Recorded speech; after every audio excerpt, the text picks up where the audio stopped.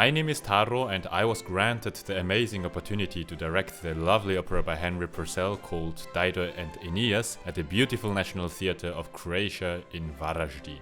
And directing something means having a lot of responsibilities regarding the performance. For example, are the lights going to work?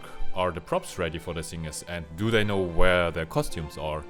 And on top of that, I felt a lot of pressure for things like, how will the audience react? Are they going to like it or not? Today is the day of the premiere, and in 1 hour the show begins. And this hall is going to be completely full with hopefully young people in the audience. I try to direct especially for people who usually do not go to the opera, or even people who never went to the opera. And I hope that my directing inspires them to go more often to the opera. So if you enjoy art, music and some behind the scenes stuff, sit back and enjoy the video.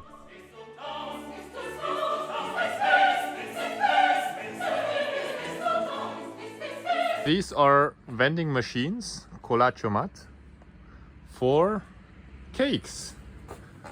Never seen something like that. You get fresh cake. And honey. And honey. And eggs. And ton of eggs. So these eggs, they drop from here to there, and then you grab it. Really? Now let us direct it, shall we? It starts with the gods having a party, and they all have a lot of fun together, but only the goddess of strife and discord, Ares, wasn't invited to the party. Goddess of strife and discord. I wonder why she wasn't invited. And that really pissed her off, that she threw an apple with the words for the most beautiful into the party, and then hell breaks out, of course. 3 goddesses who want to have the title of the most beautiful goddess fight over that apple, and in the end Paris, the Prince of Troy, has to decide who gets that title. One of these 3 goddesses is Aphrodite, and she proposes, choose me and you'll have the most beautiful waifu in the world. To that Paris answers, deal. And he gets Helena from Greek and marries her, and all is good. Except for the Greek king Menelaus. You know, Helena was already married to him and he didn't really like the turn of events, and with that the 10 years long war began between the Greeks and the Trojans. Reading through the Trojan War was really fun. It was like watching Naruto for the first time, and it is packed with cool battles with amazing characters who have unique abilities, and I really loved it. But the war ends, as we know, with the Trojan horse, and from this point on we follow the story of Aeneas, who is a Trojan survivor, and he has a vision in which Zeus comes and says, Aeneas, I am your grandfather, and I order you to seek new land, and your grandsons, Romulus and Remus, will be the founders of the Roman Empire. So he starts to search for a new home with a bunch of his followers, after a random figure spawns and speaks a prophecy. You will only find your destined land once you are so tired that you start to eat your plates. I modified it a little bit, but yeah, it's basically this. And so the adventure begins. And I won't go through the details because this is for another video, so please subscribe. Aeneas and his followers encounter storms, Cyclops, a queen of Carthage, a reunion with his dead father in the underworld, and they ultimately arrive at Latium, where they are so tired from all of these adventures that they start to randomly make round, flat breads. They put some cheese and vegetables on top, and they start to eat everything, including the bread. And one of Aeneas's comrades says, oh, it's so funny, we're eating our plates. And then it clicked. Aeneas now knew that he arrived at his destined place. This means that pizza was first and then Italy. Hi. The composer of the opera only took one small part of the entire story. So Dido is the queen of Carthage, and when Aeneas comes along, she immediately falls in love, but after one romantic night, he leaves her to seek for his pizza bianco, and due to this betrayal, Dido kills herself with the sword that Aeneas gave her as a wedding present. Isn't that romantic?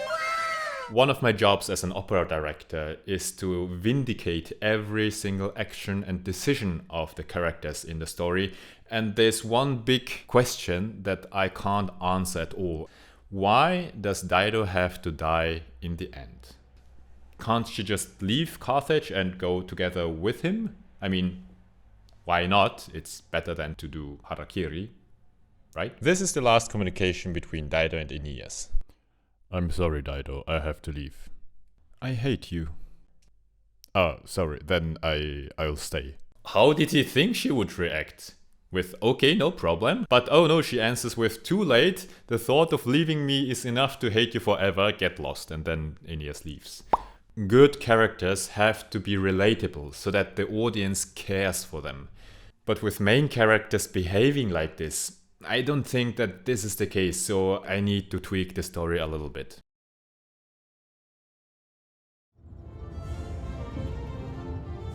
Morning, this is day number 1 in Varaždin, and I'm meeting up with Mladen, who is my costume designer, and he's also in charge for the props, so I'll meet him for a coffee now, talk about all the props that we need, gather some of them for the rehearsals, and then we'll start rehearsing with the singers. This is Mladen Grof, who is an actual count, and he is in charge of all the props and costumes in the theater. And this was a low budget production, so we had to improvise a lot with the props that were already there in the theater and also with the costumes. I had a lot of fun to figure out what costumes and props to choose to have the best visual storytelling.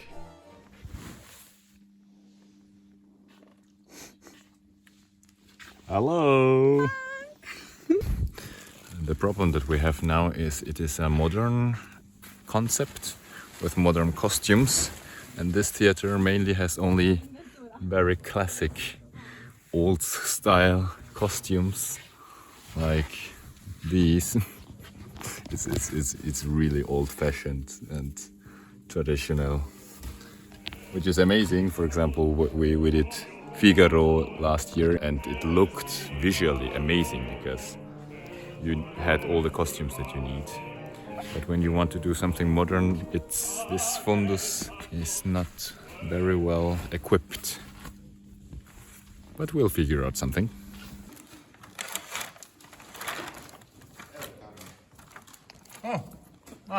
Super. To dobre. Evo, Odlično. Super. Hvala. ne moramo kupovati. Eto.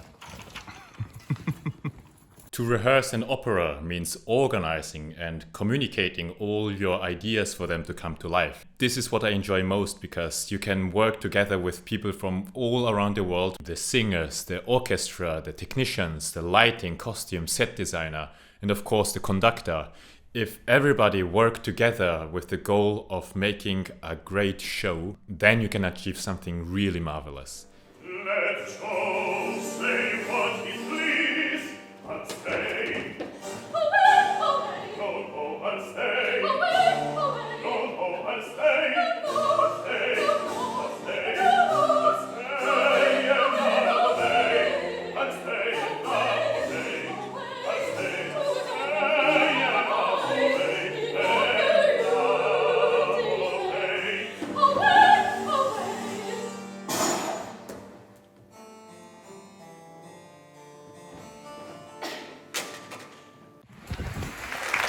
I think they liked it.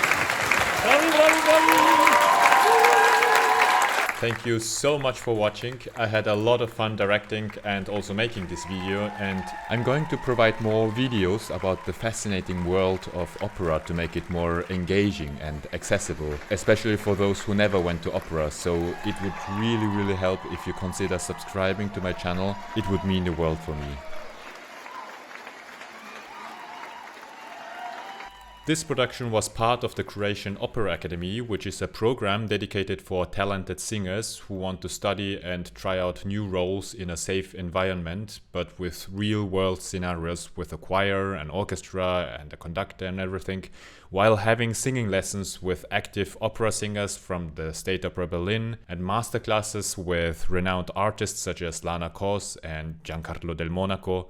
I put a link in the description in case you're interested. Thank you very much for watching, and see you next time.